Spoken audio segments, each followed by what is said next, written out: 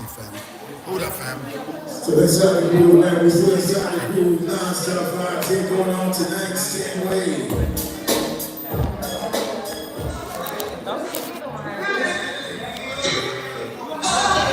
Hold up, family. I'm trying to get y'all in here. Give me a minute. Give me a minute. I'm trying to get y'all in here.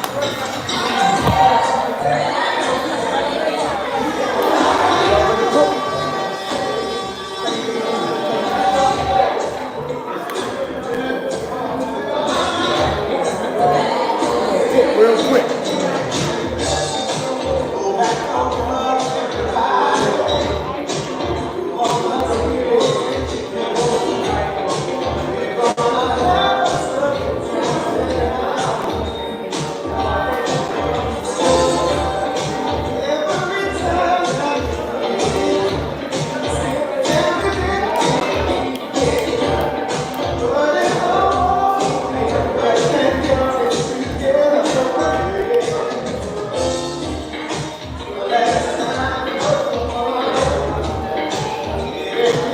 I'm working, family. I'm working.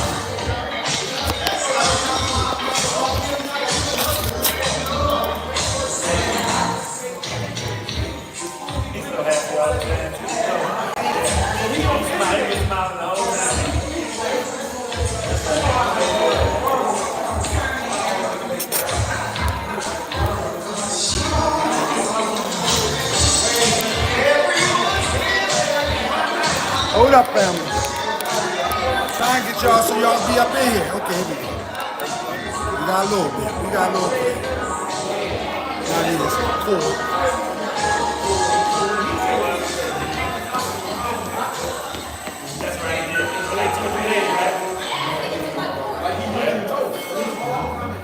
Try and get y'all in here, family. Try and get y'all in here. Work with me for a second. Hey, Tony. Hey, tell them about Yaki. Let them know where you are.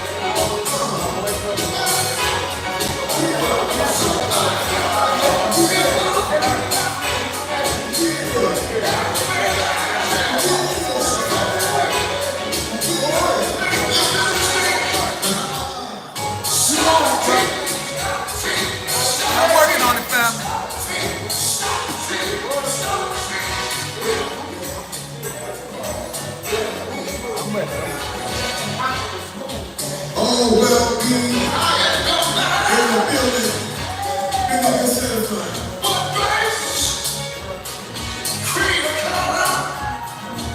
coming in a minute. Share it, family. We can't.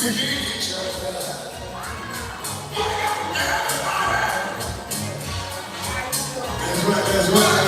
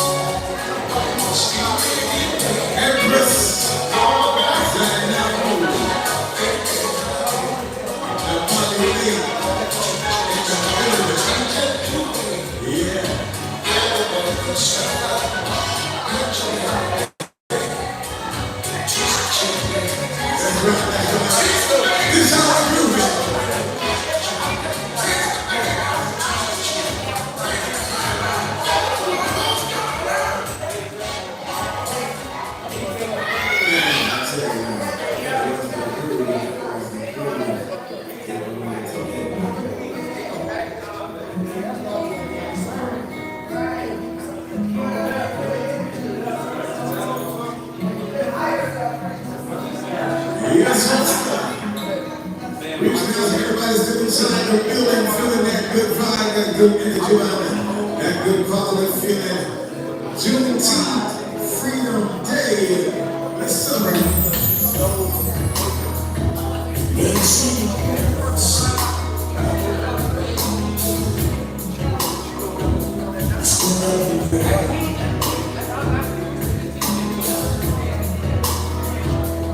You're my weakness.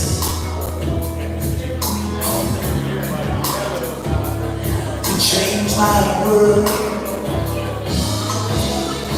share my life. Shout out to Massage.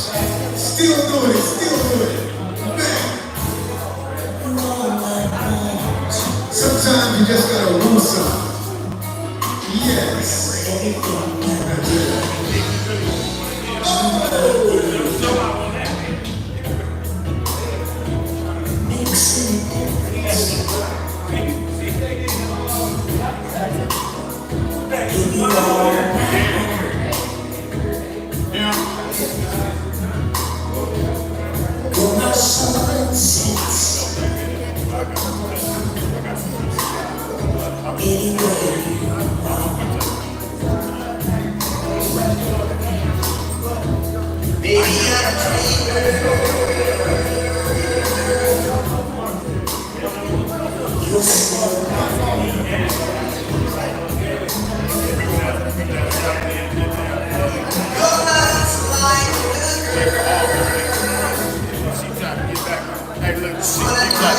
I trust you.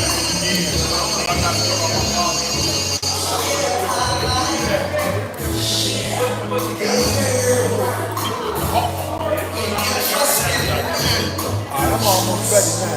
You gotta get that music down. You gotta let me know so I can get everybody in. You gotta let me know. I just need one more right here.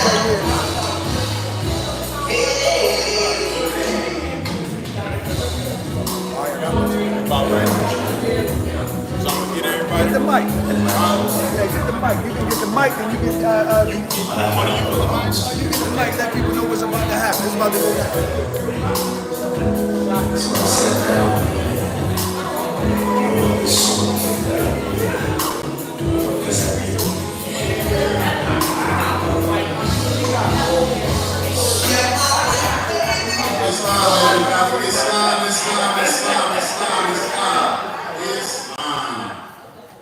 Y'all have to enjoy yourself today? Yeah! We get ready to have a lecture about our national grand chief brother, Charles Bay. This right here is definitely going to be a treat because I wish it was more brothers and sisters that would have stayed because they need to hear this. This is what this really was all about, although I'm happy that my brothers and sisters played and made some poems today. And I'm always elated, to say the least, when my brothers and sisters come together because this is what it's all about. It's all about us as a people coming together, but not just for a feel-good moment. I hope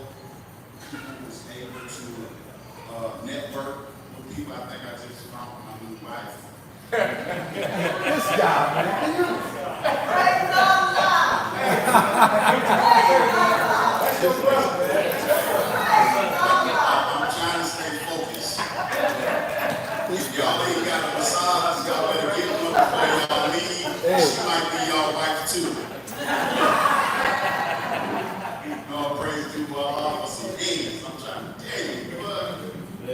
But yeah, we're getting ready to have the election for our brother, our national grand chief, Brother Tarker Bay. And I'm hopeful that everyone will mind the fact that there won't be any more music playing. There's going to be nothing but knowledge playing here for Islam.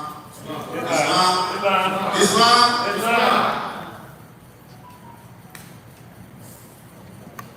All right, family. Hey, Arnold Bay, would you mind giving us an abbreviated opening in the Morse American prayer more? Because we want to make sure our knowledge, man, resonates. Yes, sir, brother. Yeah, Morse American prayer, brother. Islam, the Morse American, those of y'all know, y'all think we don't do Morse American prayer. What they say, assume the position. 5, 11, 2 on the right. Feet at a point. Islam, Brother Grand Chief, Night Baby. Brother Night Baby, got the Morse American prayer we're getting ready to do. Sorry about that. I see you on the bike was talking, but we don't do Morse American prayer. We're going to jump straight off into it. For those of you who know, 5 on the left, 2 on the right. Your feet at a 45-degree angle. And those of you who actually don't want to pray like we pray, just, hold it in thought. Allah, Father of the universe. Allah, Father of the universe. Father of love. The Father of love. Truth. Peace. Freedom. And justice. Allah is my protector. Allah is my protector. My God. And my salvation. My night. And my day. His holy prophet. Through Ali. Amen.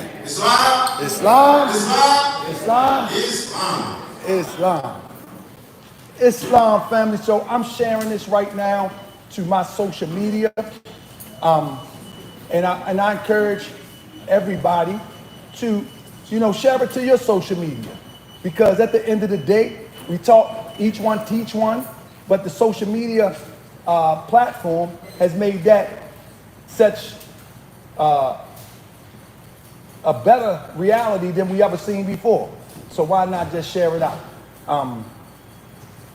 So I'm just trying now to make sure that I get it out there, and I got this on the Facebook channel. So give me 1 second as we get it going. All right, give me 1 second. I'm gonna invite some people in. All right, so it's live. It is what it is. So family, one of the things. Make sure. I'm in the camera.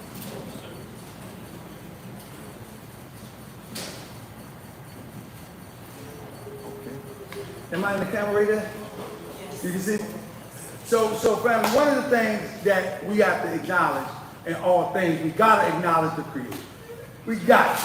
If we don't acknowledge the Creator, we choose as Moorish Americans, refer to that Creator as Allah.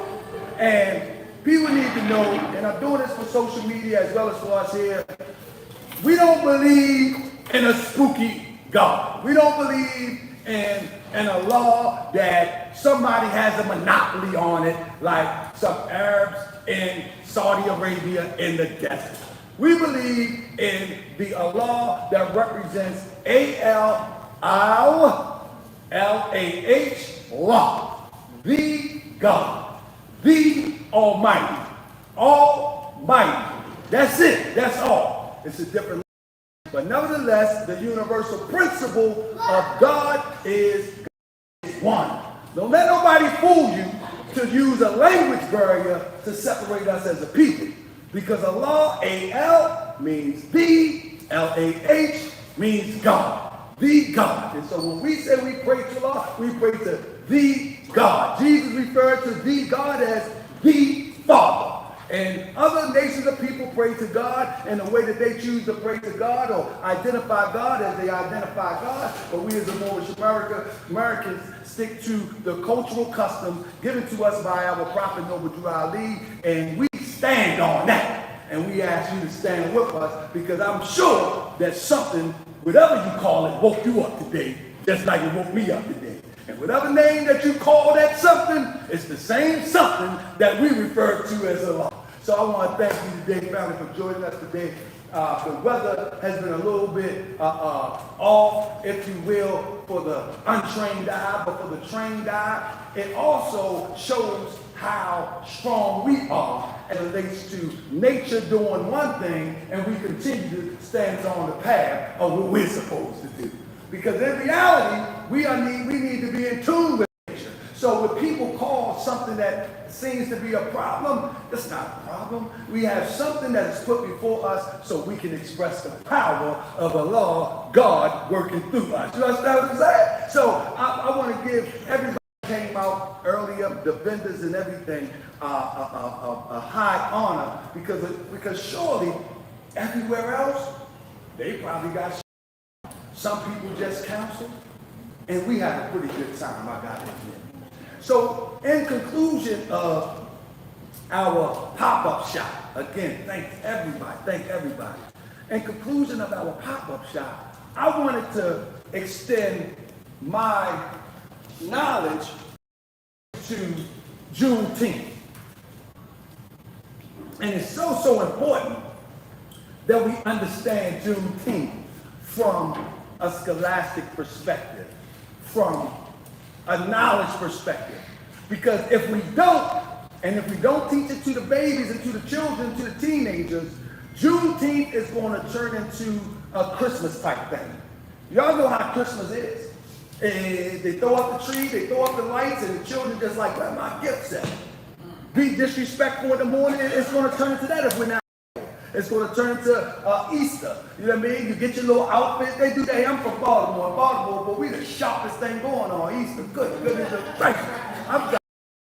We the sharpest thing going on Easter. Everybody got the Easter outfit on. Shoes ain't got no scuffs on. But we don't want Juneteenth to turn into something like that. We want Juneteenth to resonate with our people to understand what took place.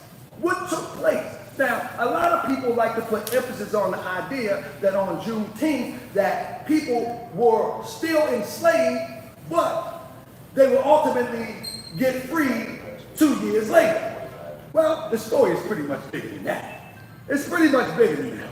And what I mean that it's pretty much bigger than that is that even though that is a part of the story, I want to go to that era of time and talk about pre-Juneteenth and post-Juneteenth. So we can have a snapshot as to what really happened and what is happening today. Because we're affected by that today.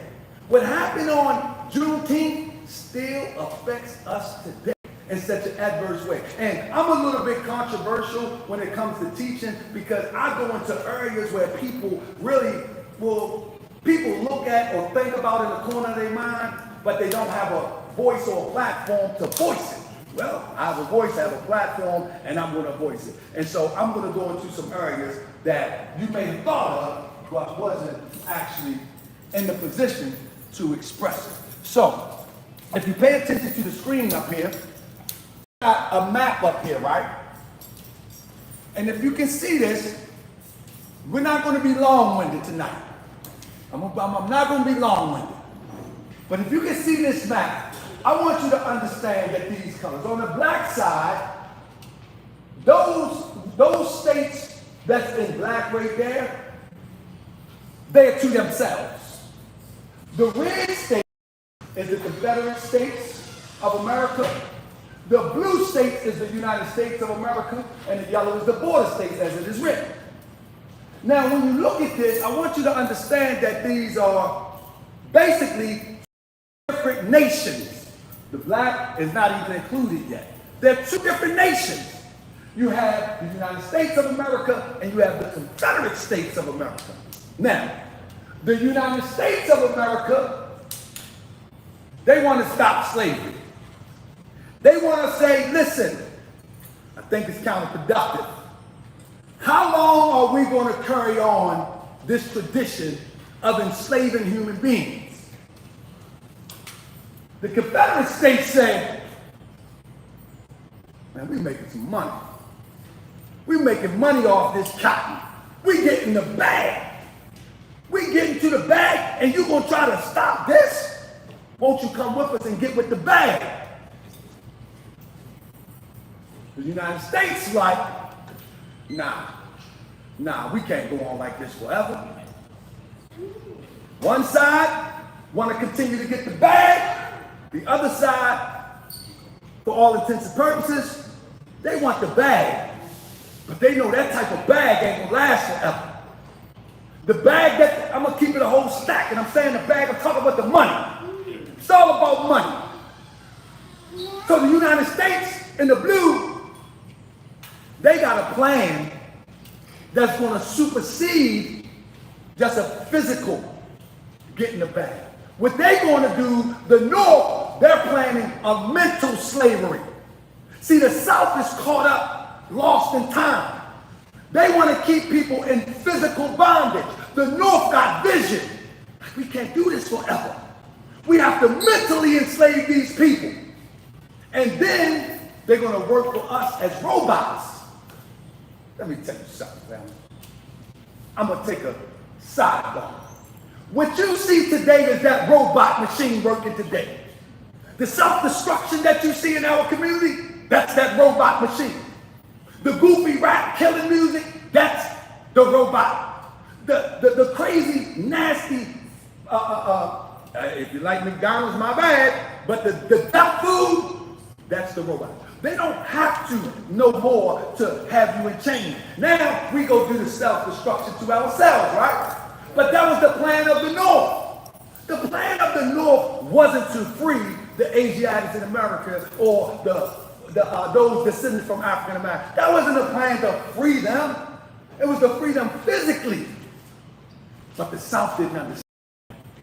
So, you got the war. The war happens because they have a difference of philosophy of slavery. I want to be clear. Never think for once that the North is being friendly. The North just got a different philosophy of how to approach the changing times. It's kind of like us 50 and over in this era. Many of us get lost and behind. Even when you're talking about this, what they're doing now, the chat GBT, the AI era. Many people my age, they clueless. I mean, I know people older, around my mother's age, that say, I'm not touching that stuff. You know what I'm saying? We clueless. Well, it's the same thing with the slavery era. The times was changing. And as the time was changing, the North, they knew that they wanted the burden bearer to feel free, but not so much really. And we feel like we're free. And that's what the North wanted to do. And so, I'm going to read this, follow along with me. The United States was officially under the construction, ratified 1789. That's the North and the South. They're moving as one at this time, right? However, begin between the industrial North and the agricultural slave South grew over decades. Key conflicts included slavery. The South relied on enslaved labor for its cotton-based economy, while the North increasingly imposed slavery. States' rights, Southern states believed they had the right to nullify federal laws, like tariffs. Notice Trump be talking about them tariffs. Tariffs is you have to pay in order to sell stuff across borders.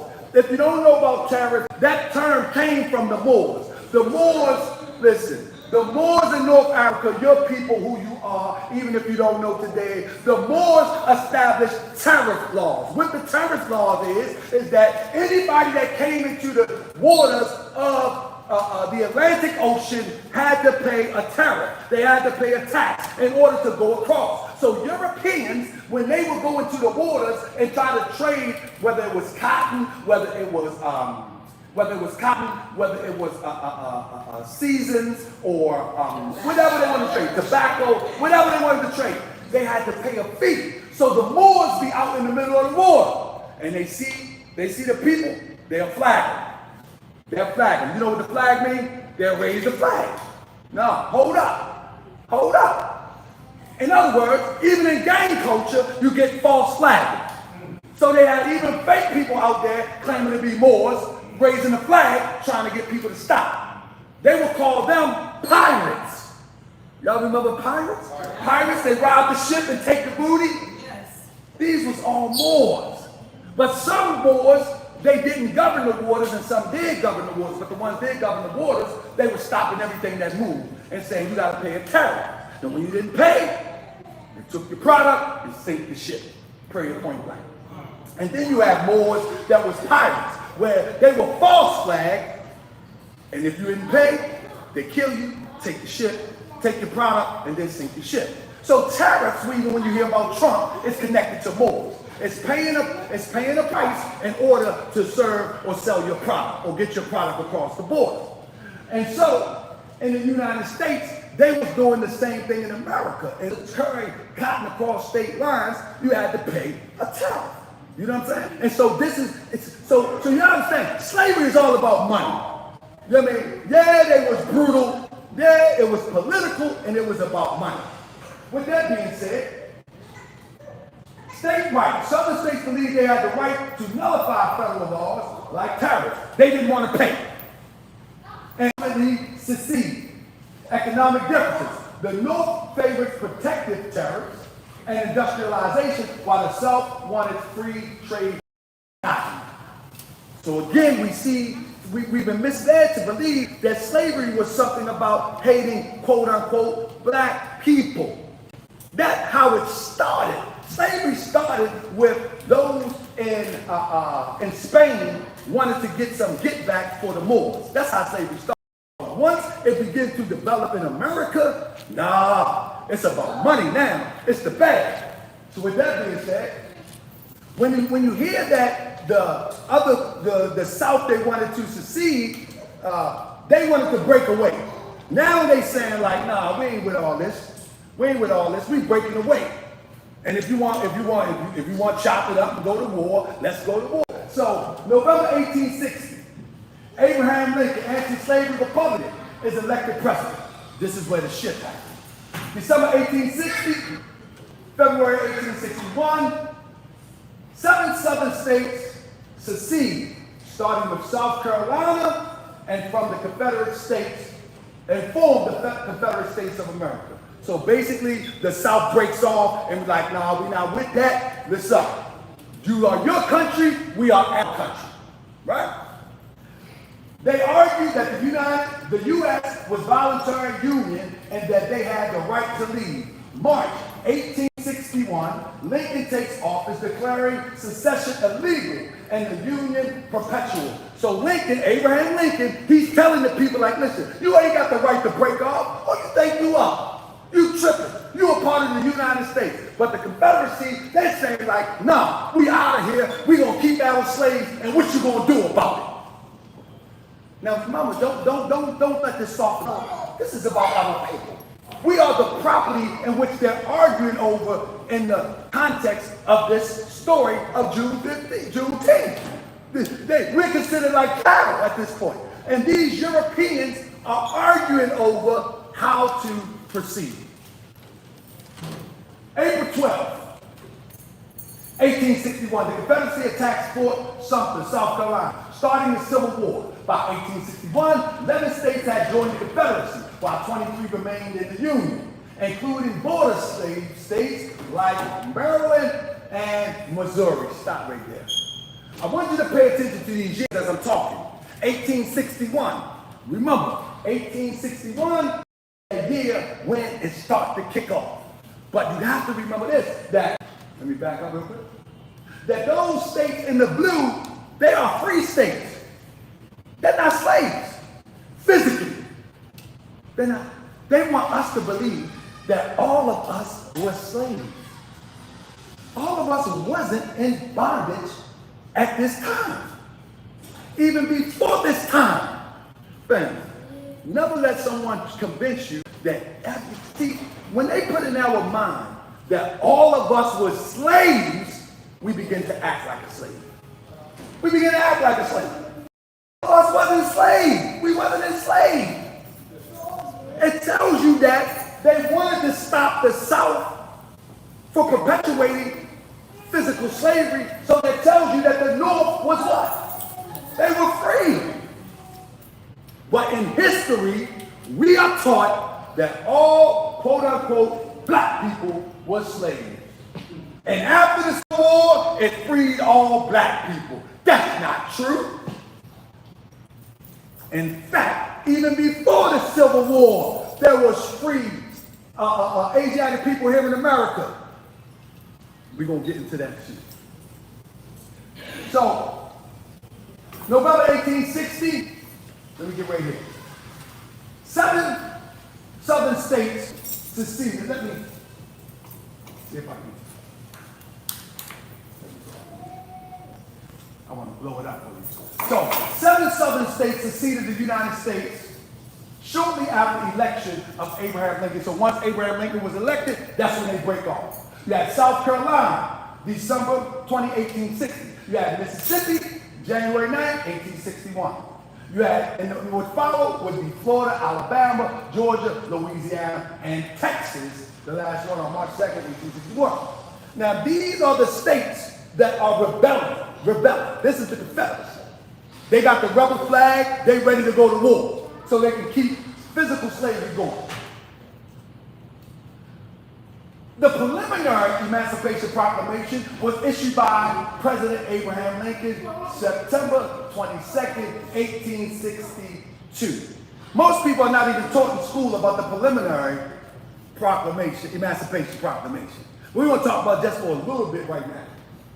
As a significant step towards abolition of slavery in the United States, this proclamation declared that if the Confederate States did not cease their rebellion against the Union within 100 days, all enslaved people in those states would be declared free forever. So here is Abraham Lincoln poking his chest out, saying, listen, you didn't declare yourself a separate state, but we're declaring that those slaves that you're holding there, they're free forever. Now, can you imagine? Now, remove yourself for a minute and think about the politics. And think about how Trump does things now. Trump just throws stuff out there. Boom, boom, boom, boom, boom, boom. But if you think about Abraham Lincoln, he's telling another sovereign group of people that declared their sovereignty that those people you holding are free, regardless. But let me tell you the play. Like, you can't dictate what another sovereign people do. Let me tell you the play. Soon as the North started striking the South started winning the war. The North was losing a lot of bodies. There's no way that the North could win this war unless they freed the slaves and convinced the slaves to come to the North. It's the only way that they could win. The only way they could win this war, Abraham Lincoln was in the psychological, and they had infiltrators in there too, the psychological pill that the slaves, that you're free. When Abraham Lincoln didn't have no power over the South at this time. But guess what? He knew the play. And this is what we got to pay attention to. We're being tricked every day. And we got to understand the play.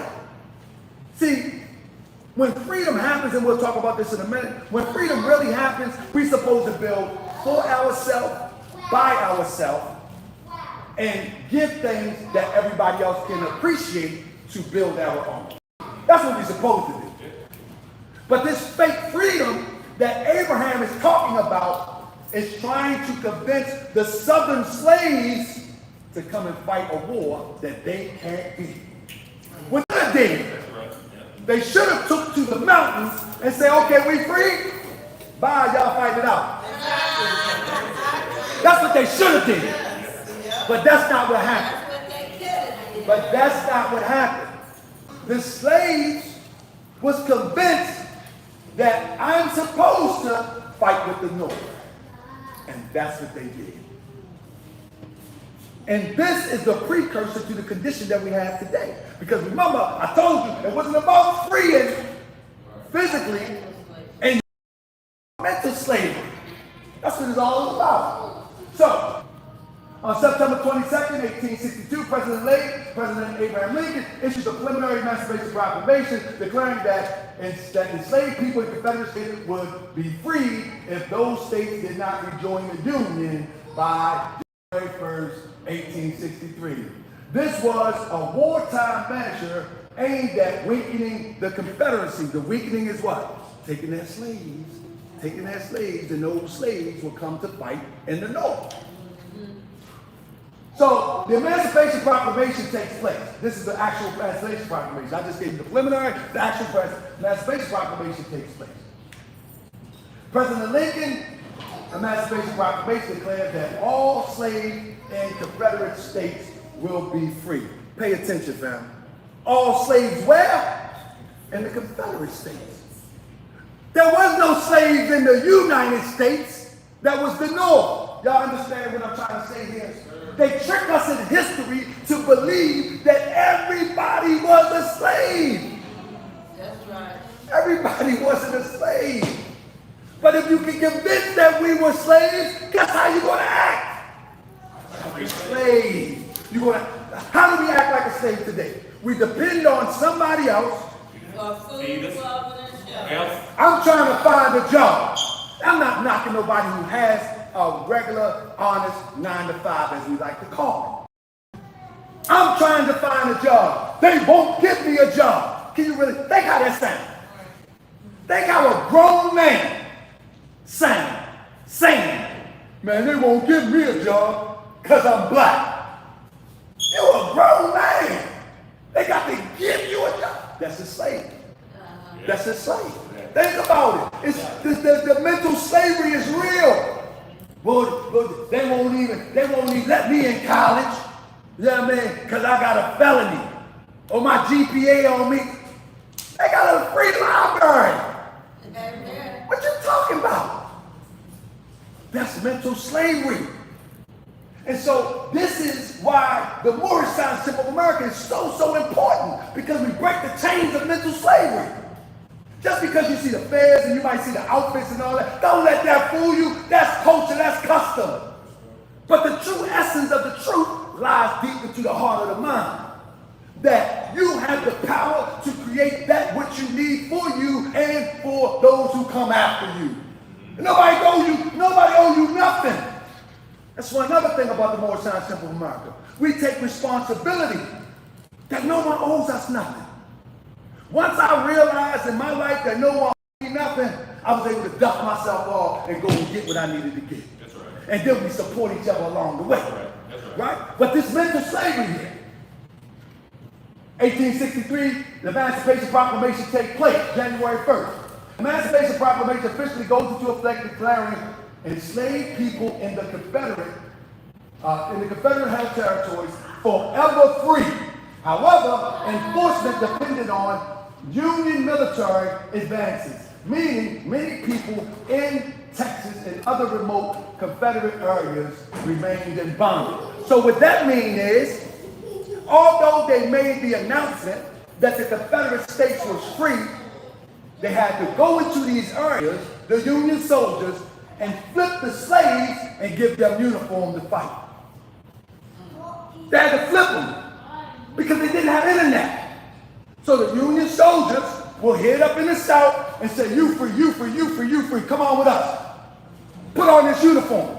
Take this bayonet, take this gun. And that's further the war. Without them, they couldn't win the war. That's right. So Juneteenth was one of those situations, and we'll get to it in a minute. They don't tell us this part. This is the part where the Morris America will tell you. So, the Union Army gradually liberates enslaved people as it advances south. To my point, they're bringing souls. They didn't just free the slaves and people just walked away. the Union soldiers went to plantation, in the doors, holding the Confederate slaveholders at bay, or killing them, and saying, y'all free, come with us, put on this uniform. That's how it works. Texas being geographically isolated and with minimal Union troops, present seems little immediate change allowing slavery to persist. So when slavery is abolished by the Emancipation Proclamation, in Texas, it's way beyond the reach of like South Carolina, Florida, and all that. So basically, they're saving it for last, basically, because it's remotely out the area in the eastern seaboard, if you will. So slavery is going on. These are the uniforms that they put them in. They're putting the people in the uniform. We learned about this hand signal right here. This means he got his hand in his jacket. That means he has dedicated himself to be loyal to the Union troops. And he's going to be loyal to them even against those who look like him. That's a Masonic hand signal where he's going to conceal things. You see what I'm saying? Anybody was in class last week, we talking about that? I gotta send you the other. You was in class when we talked about that? We was talking about Masonic hand signals. And so when they were, if y'all don't know what Masonic hand signal is, fraternal organization where people work together in order to further their own means. And at the same time, it doesn't matter if they have to step on other people to get to where they're trying to go. And so these type of hand signals and hand gestures during that time. And I'm talking about European Freemasonry. I'm not talking about our people Freemasonry. Our people Freemasonry just want a sense of brotherhood. What I did? Did I blow my cord out? Uh-oh. Hold on. Oh, I stepped on something. So our brothers and sisters in Freemasonry, they wanted a sense of brotherhood. You know what I'm saying? But in European Freemasonry that our brothers would adopt and our sisters would adopt as Eastern Stars, then they will actually be loyal. They will actually be loyal to these fraternities even over their own brother and sister that was right next to them in slavery. And that's an atrocity right there. You know what I'm saying? But with that being said, I just took a few pictures. This is a sister, I can't remember her name, but this is a sister who also joined the Union to fight on the front line. You know, see, during the era of the 50s and 60s, where they were acting as if women were second-class citizens, and then you had the infiltration where Europeans put a feminist movement together so they can pit women against men and those things. Well, back in the day, they didn't care. They want everybody to fight. You got to get on the front line and fight. And so our sisters in our community, they also was front line to fight. But again, at the end of the day, what we should have did was pack ourselves and went and built for ourselves. But they fought on the side of the Union. So 1864. Throughout 1864, slaveholders in Texas and Louisiana relocated enslaved people to further inland to avoid Union forces. So they're taking their slaves, they're moving around. They ain't trying to lose these people. This is why in the Board Science Temple of America, you should never hear a Moor characterize a European as a slave master. There's no such thing as a slave master. They're slave holders. They're holding people against their will. They're slave holders. Listen, you have a master chef. There's nothing negative about a master. You have a master chef, like sister over there. Cook goodness and gracious. That's really great. Good. You have master chef. You have martial arts. You have a master martial artist, a master in Kung Fu. So this term master, it aligns with something powerful, not something degrading. But that's the trick knowledge how they play us with these words too. And so in the Board Science Temple of America, we never refer to them as slave master.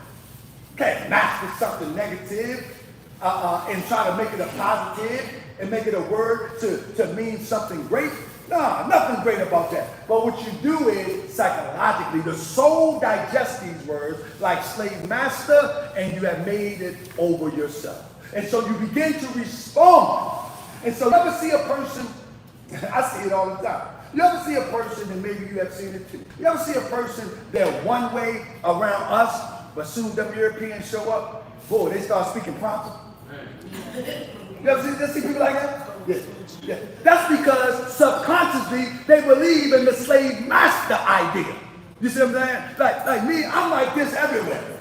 This is who I am. You know what I'm saying? But you have people that soon them people come around and like I don't have racist bone in my body. I believe that race pride is not racism. To you be yours, to mine be mine. It is what it is. I love my people. It is what it is. But that don't give me the right to hate or degrade you. But I love my people. And race pride ain't racism. But I will tell you, I know what slavery looked like coming out my people's mouth in 2025. Soon them people come around. Yes. I was saying that. But me, you cuss me out. Listen, where my da. You know what I mean? But that's that slave mentality. And that's what the North was pushing for. And so these people in the South was moving their slaves around to avoid getting their slaves taken from them and bringing them on the side of the North to fight for the North, right? The Confederacy still controls Texas, and the federal authority is virtually non-existent. Many enslaved people in Texas remain and unaware of Emancipation Proclamation. We're walking up to Juneteenth right now. So they're enslaved. They don't understand. This is not the internet era. They walking up to that. 1865. April 9, 1865. Confederate General Robert Lee surrender and approximate, effectively ending the Civil War. However, news spread slowly, and some federal holdouts, including Texas, resist surrender. So General Lee is the one that is controlling the army of the Confederacy. General Lee at this time is like the president of the United States for the South. General Lee, he knows that they're losing because many Asiatics, whom people would like to choose to call the term black, they are deflecting. They're getting out of there. I mean, at an alarming number. Just think, if you was forced to be in a cotton field, if you was forced to push tobacco all day, and then somebody said, you free country, you're talking about thousands and thousands of people going towards the North now. There's no way now the Confederacy can win the war. So now in the Confederacy, the soldiers in the Confederacy, General Lee, like, okay, y'all got us. We good. Y'all got us. So when General Lee surrenders, at that point, Texas is still on the run. They outlaws, if you will. They said they were going to hold on to these slaves to the bitter end. And that's how you get to Juneteenth, if you will. June 19, 1865, Granger arrives in Galveston, Texas, and issues General Order Number 3, which states, the people of Texas are informed that in accordance with the proclamation from the Executive of the United States, all slaves are free. This marks the first official enforcement of emancipation in Texas, more than 2 years after Emancipation Proclamation. Formerly enslaved people and celebrate the freedom leading to the first Juneteenth celebration. So this is how Juneteenth come into effect.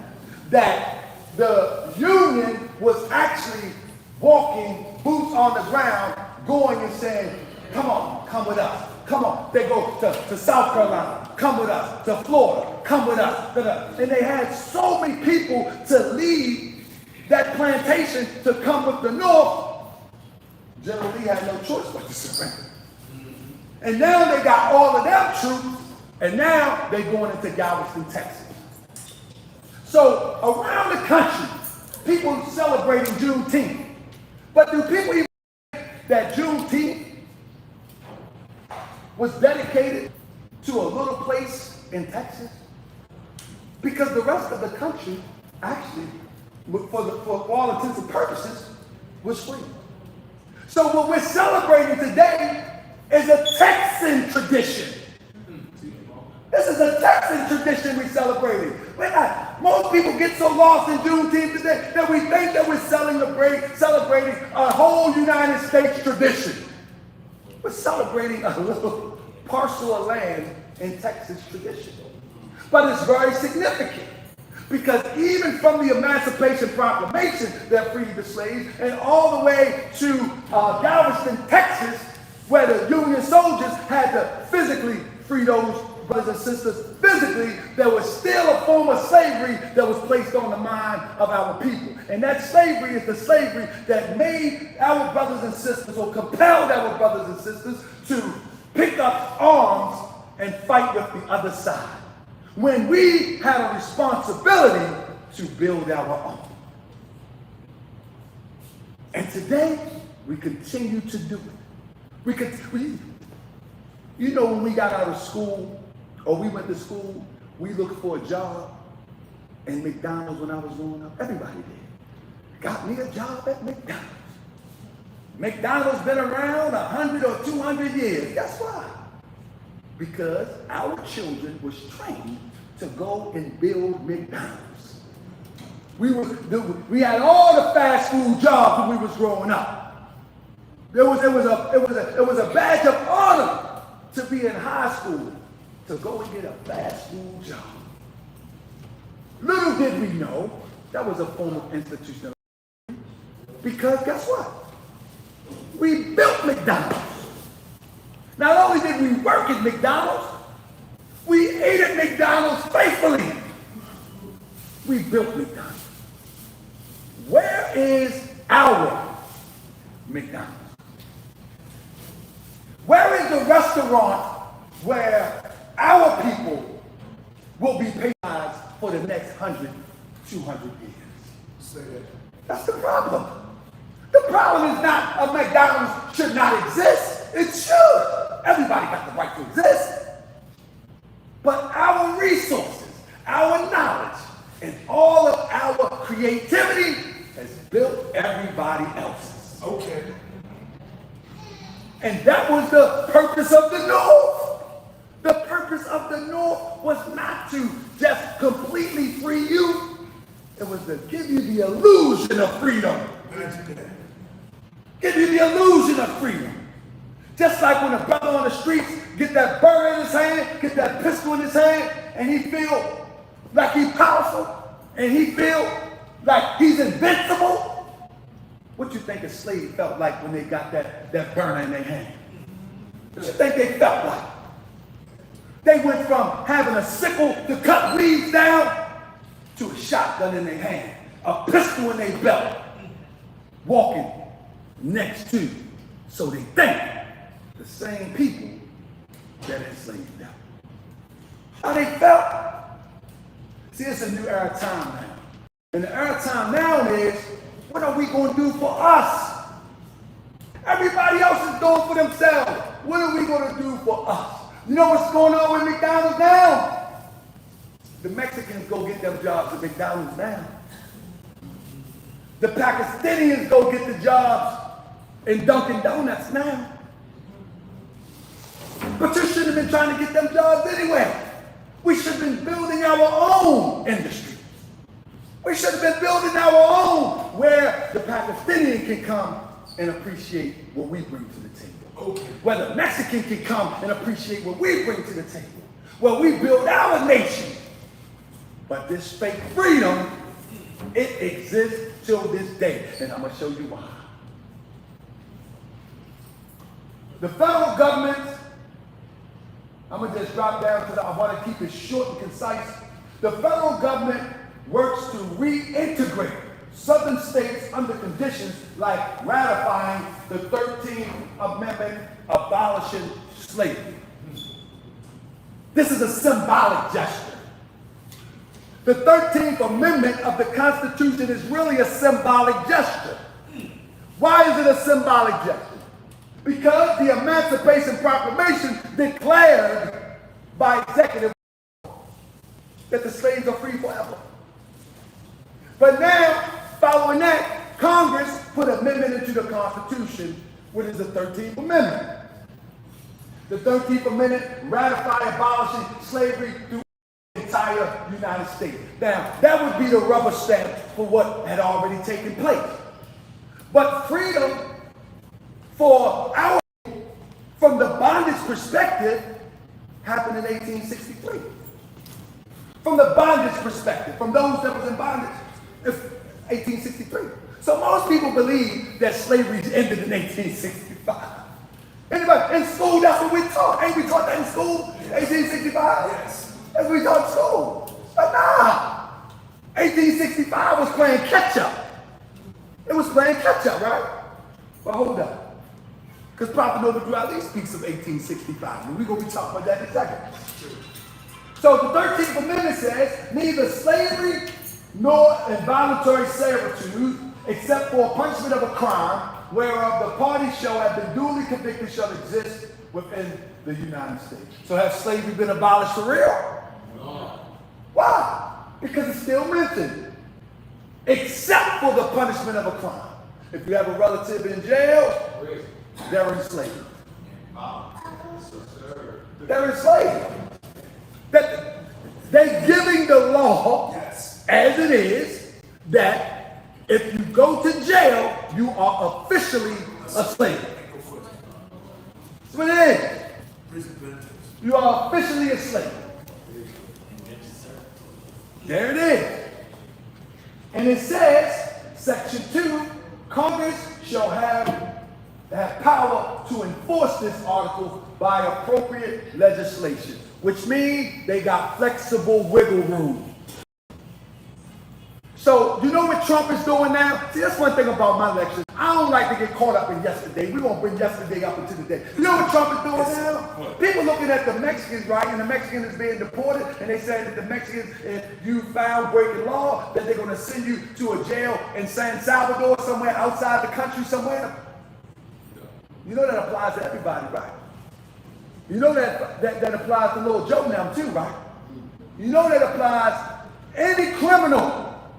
Trump made an executive order that anyone that violates the law that is a drug crime, violent crime, they can be shipped out of the country into El Salvador, a South American country in due time. That being Lil Bucky now, Lil Yo with the pills on the corner, Lil Bro with the burner with the gun, all that. That means that they can wholesale clear out our communities. And these people on the internet are cheering on what Trump is doing to, quote unquote, the Mexicans. Because we've been taught to believe that that's them, that's not us. But what's being done to them is a symbolism of what's to come if we're not careful. If we're not careful. So, no involuntary servitude, except for punishment for a crime. They can put you into slavery and be justified. Can you imagine that in 2025? And be justified by the law. Now, the 14th Amendment, what I'm going to go back to in a minute, and this is a boorish conversation. Most people that the Constitution, in particular, the 14th Amendment, frees our people. The 14th Amendment was not written for that. No, sir. The 14th Amendment was written to give the South confidence that they are a part of the Union or the United States of America. So when you read the 14th Amendment, this for more. I'm not a 14th Amendment citizen. It wasn't meant for you. Everybody wasn't enslaved in the South. It wasn't meant for you.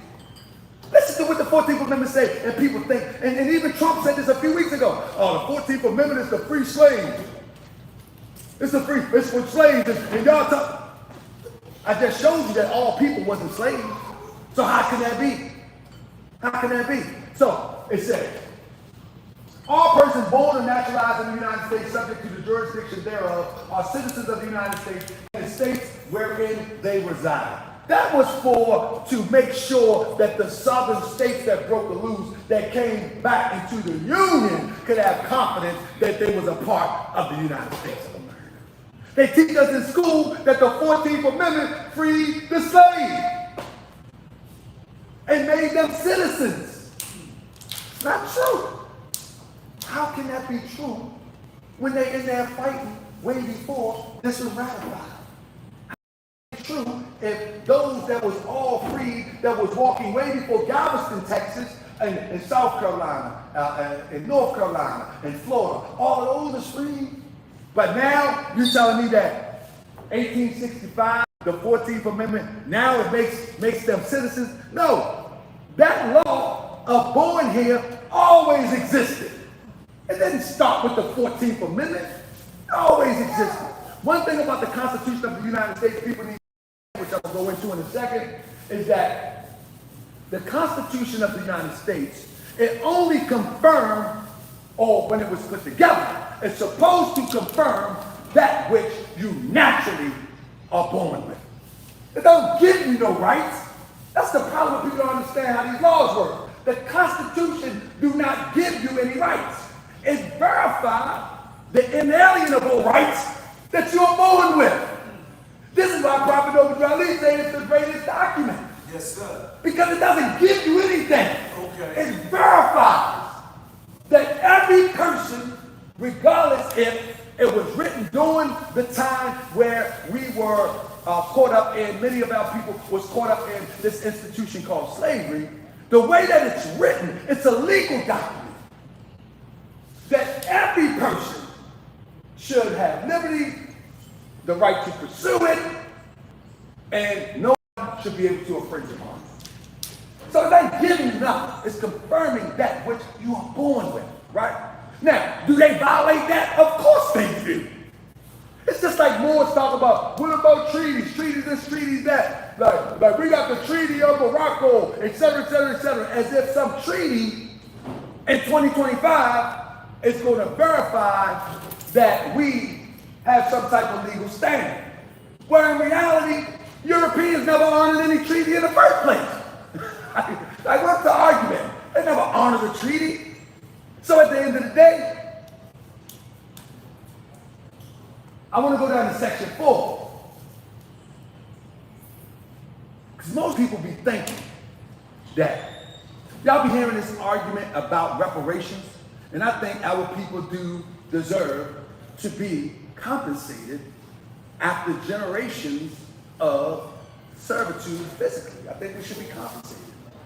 But we have to understand that Europeans, with these documents, has already put things in place to try to offset that. And when I'm talking about the Constitution, that's one thing. The amendments and the sections is another thing. So when you look at section 4 of the it reads, the validity, excuse my language, I got tongue twist, the validity of public debt of the United States authorized by law, including debts incurred for payment of pension and bounties for service and suppressing insurrection or rebellion should not be questioned. In other words, if you were being paid to bring slaves in, remember I told you they was going to state to state and wrestle these slaves, that if they owe you money, the United States got to pay you. You see how it goes? They was paying these Union troops to go and slave capture. These are what our polices are today. Believe it or not, the police is slave capture. That's what they were, the Union troops. So, and this is saying that it should not be questioned. You're going to get paid. You done bought these slaves, you're going to get paid. It goes on to say, but neither the United States nor any state shall assume or pay any debt or obligation incurred in age of insurrection or rebellion against the United States, or any claim for the loss of emancipation of a slave. You see, you hear what that does say? It says that the United States is not going to pay for an emancipated slave. I'm going to read it one more time. But neither the United States nor any state shall assume or pay any debt or any obligation in aid of insurrection or rebellion against the United States, or any claim for loss or emancipation of any slaves. In simple language, it gets nothing. Most people that argue this argument on the internet right now, which is a popular argument about reparations, most people don't read these things. And not saying that there's not an other angle. There's always an other angle. But we have people on the internet yelling reparations, but they don't understand that these documents are hundreds of years old. And they're going to stand on it and interpret it the way that they need to stop those proceeds from flowing into our community. And so, the other angle to go, as a Moorish American, we're supposed to litigate injuries. Litigate. Listen, we have suffered. You understand? We have suffered as a people. So that's a legal action that needs to take place. You don't have to deal with it politically from this angle. It's a legal action that takes place. We call them, we got injury attorneys. Haven't we been injured as a people? Be able to litigate that? Don't you got proof? See, the reparation conversation, in my opinion, is a distraction. You know what I'm saying? It's a distraction. Because this is a legal argument. This is a legal argument. This is not a gift. This is not, you did me wrong, now give me some money. No, this is where the wrong happened, this is where the injury happened, and this is what is owed on it. That's a court trial. As a people. But we got to come together as a people first in order to even present a case. You can't present a case as an individual because it didn't happen to us as individuals per se. It happened to us as a nation of people. From the inhabitants of Africa. How you going to present a case as an individual when it happened to a nation of people? The Jews didn't present their cases as individuals from the Holocaust. Huh? All the cases that presented in Africa by the atrocities that, whether it was the Congo or anywhere else, they didn't present as individuals. They presented as a people. That's going to bring us talking about this more scientific American in a minute. So, Emancipation Proclamation and the Civil War played crucial roles in ending slavery in the United States. But legally, slavery was ultimately abolished by the 13th Amendment to the U.S. Constitution. Here is each factor contributed. And what I mean by legally, once they put it on paper, they couldn't turn it back. So, if you will, the bullet left the gun with the Emancipation Proclamation, and all these people were free. But I want you to hold that thought legally by the 13th Amendment. But is that right? I'm going to get back to that in a second. I'm going to get back to that in a second. I'm going to get back to that in a second. Here is a few key factors before the 13th Amendment. Northern colonies like Massachusetts, New York, Pennsylvania, Rhode Island had the largest populations of quote-unquote free blacks. Southern colonies like Virginia and Maryland also had free black quote-unquote populations through fewer and under tighter restrictions. What am I saying? And I'm using the term black because that's how it's written. Before slavery, during slavery, there were free people that looked like you and I, that walked around free, normal as ever. We got this illusion that everybody is dusty, broken, tattered clothes on, digging in the ground, picking cotton. We got to get that out of our mind. Everybody was dusty, broken down, tattered up, and picking cotton. If that's the way we see it, and we keep on showing children these images, they're always going to walk down. Whether their head look like they up, their spirit going to be down. Their spirit going to be down. And so I wanted to point this out. How did quote-unquote black people become free? Manumissions. Enslavers sometimes freed individuals in their wills of service. Manumission was, okay, in my will, when I go, free my servants, slaves. Self-purchase. Some slaves were self-purchasing themselves. Some was born free of quote-unquote black mothers, and this is how it's written in history. So if you're reading this in black, I'm using it so you can research this. Don't go looking up free Moors and all that, because you're going to get some old pseudo stuff. Use these words that I'm using so you can get to meat of the research, because that's how it's written in history. Y'all understand what I'm saying? See, Moors get pseudo on you real quick. Yeah, these were more, why are you using that term black? Because that's how you're going to find the information. If I use the term Moor and we the only one using Moor, right, you ain't going to find the information. But if you want, I pride myself on the concept that if I show it to you, you should be able to go find it too. Why am I? You ever see somebody that teach something and you can't never find where they got it from? You be like, oh, it sounds real good, but where do you get that from? When I'm saying anything that I say, you will be able to look it up and you can find it for yourself. And you can go, and listen, in this age, we have social media and we have digital. We actually have digital information. In other words, you can Google some of this stuff. You can YouTube some of it. And somebody's talking about it somewhere in these spaces. And so, I just want you to get the information. And one of the most important things is that all of us was not in physical servitude. By the early 1700s, the total of quote-unquote black population in the 13 colonies was around 500,000. In 13 colonies. This is way before the United States. Of those, about 30 to 50,000 was free. Now, did we know that? This is 13 colonies. Our people was here. Yes, sir. Our people was here. Yes, sir. The only difference is that when the Europeans started to bring their people here, they started to bring them by the boatload and flocks. The numbers was, but we're talking about, this is the 13 colonies. We ain't even talking about the United States. These people was already here. Free. Where in history did we learn that? That we was here during the 13 colonies. Ain't that something? Remember we learned? They landed on, we see Malcolm X. We landed on Plymouth Rock landed on us.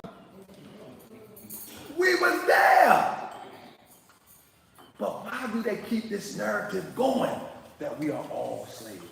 Because again, that's the objective, to keep us mentally yielding to that mentality. This guy here, Crispus Attucks, a free quote-unquote black man, is widely considered the first person killed in the Boston Massacre, 1770, symbolizing early quote-unquote black presence in the revolutionary struggle.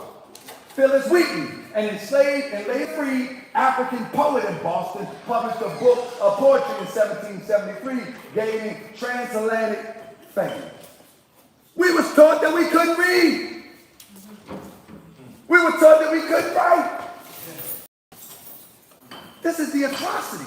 Because when we teach our people these things, our children these things, when we watch these movies, and we watch Kunta Kinte, and we watch all of these movies, we perpetuate this idea that we were found in this country ignorant, stupid, and not knowing anything. And we pass that energy on. And then we wonder why we see what we see in society. That's heavy, bro. Because everybody believes that they were institutionalized, physically enslaved. Heavy. That's what they believe. And guess what other people teaching their people though? Guess what other people teaching their people? The Greeks are teaching their people that they built the metropolis. The Mexicans are teaching their people that we came from the Olmecs. Every other people. The Arabs are teaching their people that we own Islam. We the founders of Islam. Muhammad was an Arab. Every group of people are teaching their people something of dominance. But we spread the message to our people that all of us has been in a subservient position. Think about that. You know our society like it is? Think about it. There's not no group of people on the planet Earth, no matter how downtrodden that they are till this day, teach their people that they would start off as downtrodden. Except for us. Because we believe the hype. We believe the hype. If a man or woman writes your history for you, you can best believe it's in their interest. It's in their interest. So, I want to go back here real quick and I'm going to conclude. This is what the prophet of Deuteronomy says in this divine movement. In the conclusion of this demonstration, because I ain't going to be long-winded as I said, in the conclusion of this demonstration is this. And I said it once and I'm going to say it again and I'll say it 1,000,000 times. That slavery, as it relates to Juneteenth, right? That slavery, how other people were free, whether it was 1863 or whether it was 1865. One thing that we can all agree upon. When our people went into slavery, they didn't go in as black people. And in a general sense, we love to use it. They didn't go in as black people. They didn't go in as niggas. They didn't go in as Negroes. They didn't go in as colored people. They didn't go as an African American or African American. So the question is, who were these people that was forced into slavery? Who are these people? Because they definitely wasn't called black people. They definitely wasn't called Negro. Who were these people? That's the purpose of the Voter Science Temple of America. To identify these people. Because the same people that went in identified with an illustrious history and a golden age, they should be aware of that when they came out. When I talk about the people in the Congo that succumbed to all the atrocities that happened in the Congo, they came out knowing they was Congolese. The European Jew that succumbed to the Nazis, they came out believing that they are the Jewish people of the Bible. God's chosen. No wonder they turned into the judges. No wonder they turned into the lawyers. No wonder they turned into the doctors. No wonder they turned into the scientists. No wonder they run Hollywood. They believe, whether you believe it or not, that they are God's chosen. God's chosen people of Israel. And we believe that we was bent over in a cotton field. All of us. That's where the problem lies. So our prophet Noble Ali says this to us. The word Negro alludes in the Latin language to the word nigger. Let's stop there for a second. It kind of baffles me how our people love to call themselves black, which is a label, but say, don't call me Negro, when Negro and black is the same thing. Negro just a Spanish counterpart. Don't call me, I'm black, don't call me Negro. Like, what? That's just like somebody saying, you want some hour? Don't you give me no hour. Can I get some water? Hour is water. What you talking about? No, I don't want no hour. What's in that? Would you like some water? Sure. Can you imagine somebody speaks Spanish and say, what's wrong with these people?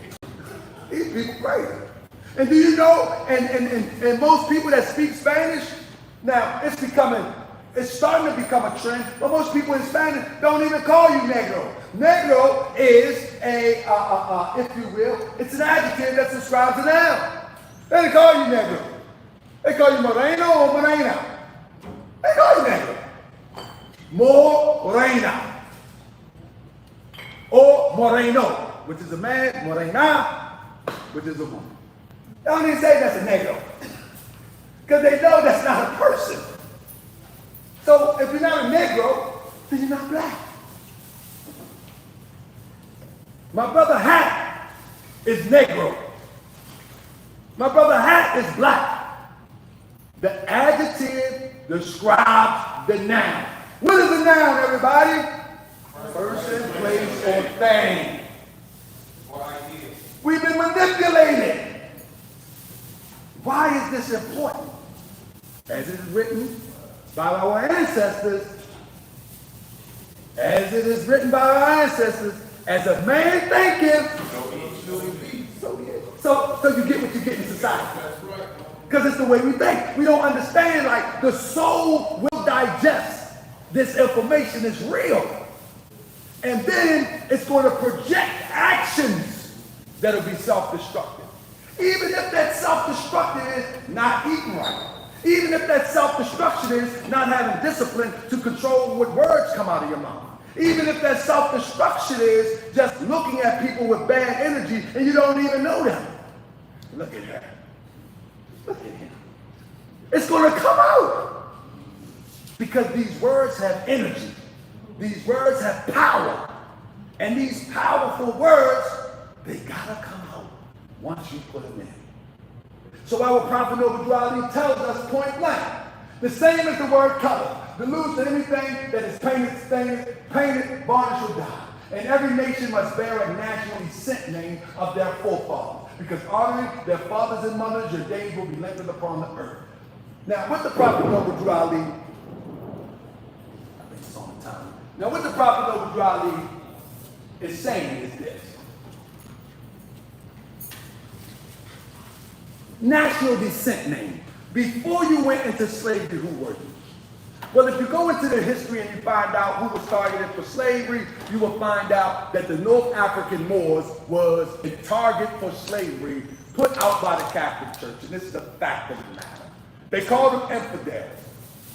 And you will find out that the first people enslaved were Moors. They were people of the Moorish Empire. They were people of the Moorish Empire, and they had a great, illustrious history. And as I said, this is the closing part, and so I want to just put emphasis on it.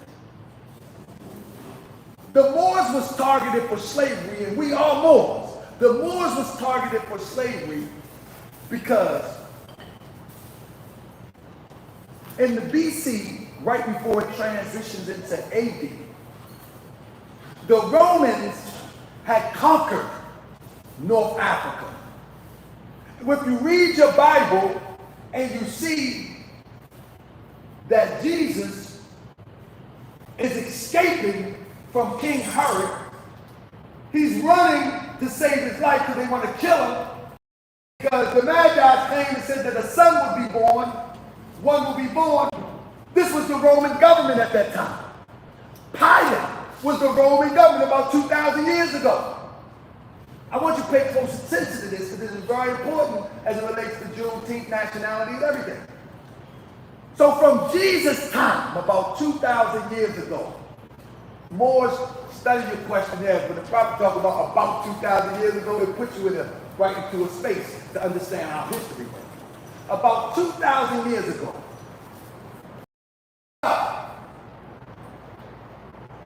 into 7-11. When did the Moors conquer Spain? Anybody else? 7-11. Oh, I talk too much. 7-11. About 2,000 years ago, all the way up into 7-11. The Europeans, the Romans, they had conquered North Africa from Egypt all the way throughout to Morocco. They had conquered Egypt to the point where they made their own pharaohs. This is why in some of the Egyptian pictures, people say, the Egyptian wasn't quote-unquote white people. Hold up now, what era are you talking about? Because you had the Ptolemies from the Roman Empire, the Greeks, same people.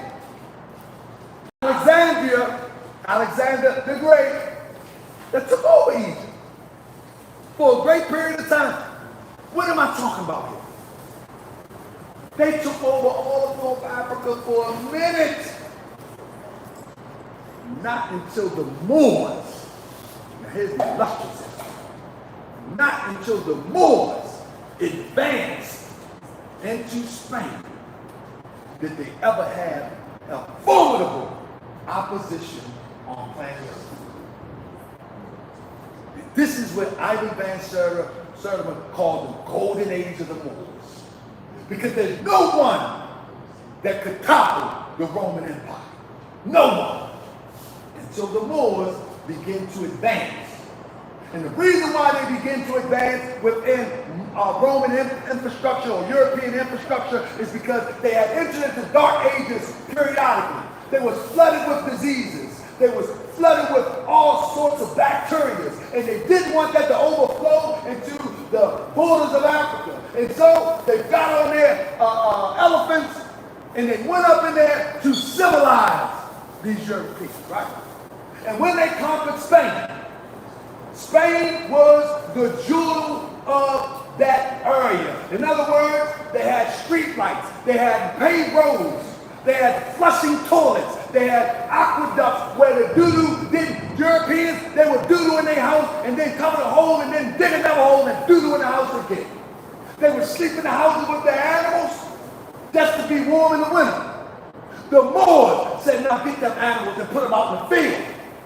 See, the Europeans were used to cold climates. So when they came closer toward Africa, they started seeing these animals that was already domesticated in Africa.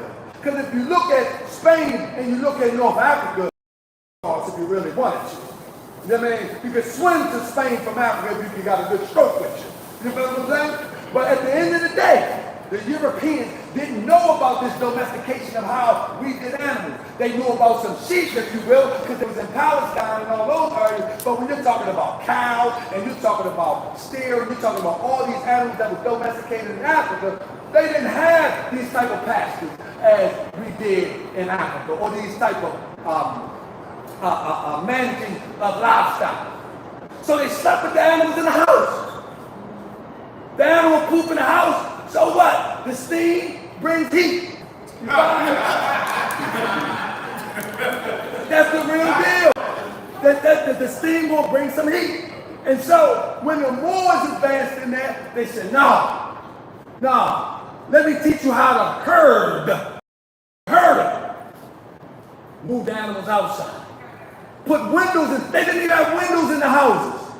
Remember, when y'all look at these castles that they call castles that these supposed to be royal people live in, those are Moorish castles. When the Moors was exiled out, they moved in. That's not their structures. None of it. So what am I? This illustrious history shows you how the Moors reestablishes humanity outside of the continent of Africa. And when people give us the Tarzan image of Africa, their civilization's way older than Morocco, way older than Spain, that exemplifies this same architecture, that exemplifies this same way of living.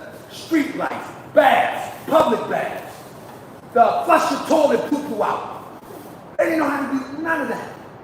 None of that. And so why is this important? Because after slavery, whether it was Juneteenth or whether it was 1863, they covered up who we were. Now, we can't teach our children how to create a sewer system to take care of themselves. We can't teach our children how to in such a way where we can lighten our own community with street lights. We can't think to teach our children how to breed livestock in a healthy way if you choose to eat livestock, if that's your thing. We can't teach our children that. because we have no connected history to it. And that's why nationality is important, because we proclaim to be Moorish American. We're saying that, okay, we need to restore that which was lost so we can identify that which we connect to that exemplifies our greatness. Black don't exemplify our greatness. It's too vague of a term. It's too vague of a term. When a person say I'm from Africa, well, what country? It's over 66 countries. Which one? And each one have a different culture and different customs, different language and different dialects. Which one? But when we say that we are Moorish Americans, we say we're descendants from the northwest and southwestern shores of Africa. We say that that was a part of the Moorish Empire, and it's a confederacy of cultures and customs. That all of us may not see things alike, but we work towards the same goal. That's Moorish science. That's nationality in a nutshell. So our prophet Noble Ali tells us, and I'm going to finish with this one. Where you see it highlighted on the bottom, it says the 14th and the 15th in Union, placing the Southerners who were at that time without power, with the Constitution body of power. And at that time, 1865, the National Constitution law that was in force since 1774 declared all men equal and free. And if all men are declared equal and free, if all men are declared by the free national constitution to be free and equal, since that constitution has not been changed, there is no need for the application of the 14th and 15th Amendment for the salvation of our people as citizens. What that means is that there is no need for us to try to apply something that doesn't apply.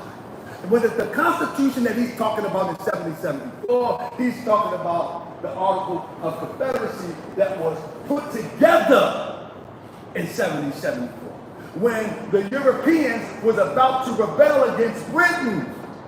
They was ready to rebel and say, no, we're not paying you nothing no more.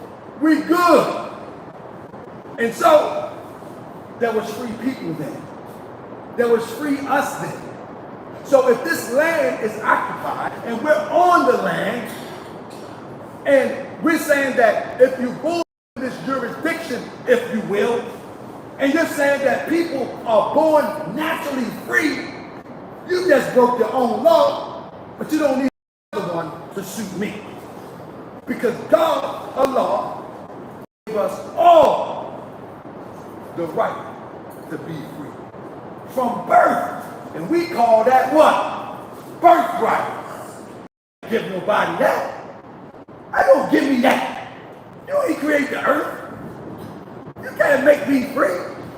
So the Prophet Noble Ali is saying, in a nutshell, stop waiting for somebody to free you. Ain't nobody gonna free you but you. So when we identify with nationality, we identify with our greatness. And there's a philosophy that goes with it. No one frees you but you. It's that simple. So although they went up in Galveston, Texas, all they did was say, okay, get off that side, join our team. Juneteenth. Although they went to North Carolina and said, okay, you free, leave them alone, come with us. So they jumped from one slaveholder to the other. It's just the philosophy of the application of the slavery change. So what we're saying is, get off the slave ship. Let's do something for us, by us, in the name of who we are before we went through this atrocity called slavery. And stop having people see Moors as if it's some disease. And there's Moors out there as if it's some disease, as if it's some secret club, as if it's some buddy man club. This is supposed to be families, nation building, community building, and we're supposed to enrich the community with our presence. Not coming to a community and like, oh, that's some jailhouse religion. Man, no, this is a family thing. This is a community thing. And I say in closing that in proclaiming your nationality, you will learn who you were before these atrocities happened. And so just because one say that you're free, there's another part to it.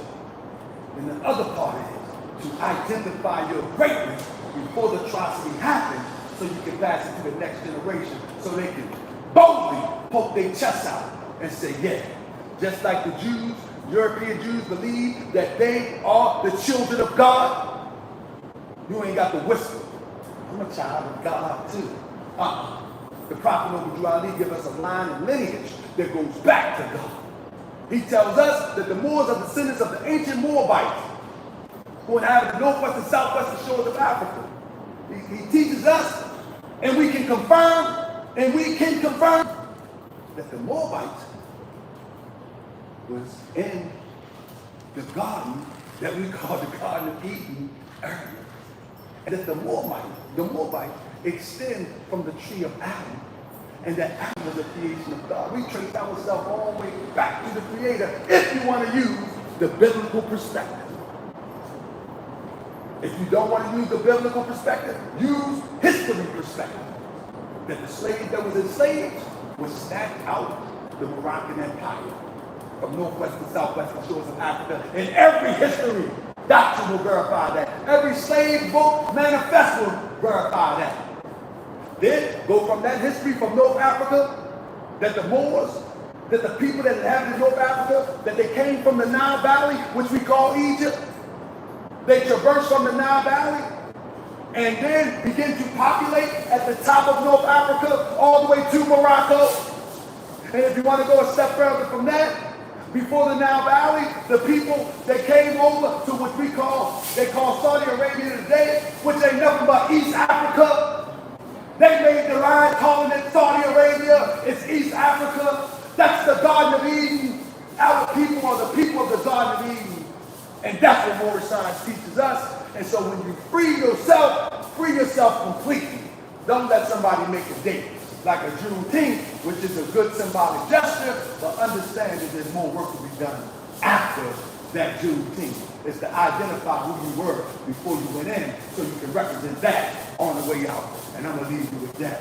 I wanted to be short, and I hope it's impactful. Thank you for listening. All right? Appreciate you, friends.